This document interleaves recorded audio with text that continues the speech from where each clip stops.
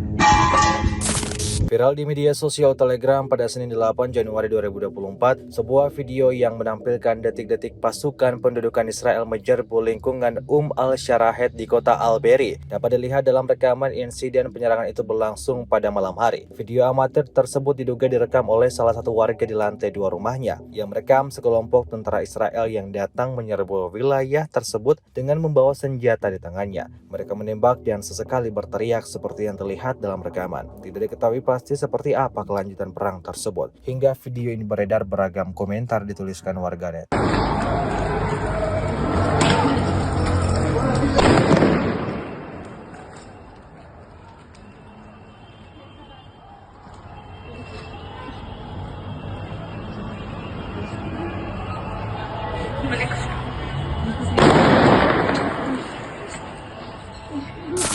Apa yang terlihat bukanlah salah satu adegan dalam sebuah film, melainkan kejadian nyata yang terjadi di Khan Yunis. Ledakan dahsyat terjadi di blok pemukiman di kota Khan Yunis imbas serangan yang diluncurkan pasukan pendudukan Israel. Rekamannya ramai beredar di media sosial Telegram pada Senin 8 Januari 2024. Mirisnya, saat pasukan pendudukan meledakkan seluruh kawasan perumahan dengan bahan peledak di Khan Yunis tersebut, terdengar suara kumpulan orang yang tertawa keras. Diduga mereka adalah sekelompok tentara Israel yang baru saja menyerang wilayah Khan Yunis. Ledakan dahsyat terjadi tersebut jelas menimbulkan banyak korban jiwa. Namun sampai saat ini belum ada data resmi tentang berapa jumlah korban jiwa dan berapa kerugian dalam insiden tersebut. Hingga video ini beredar, beragam komentar dituliskan warganet.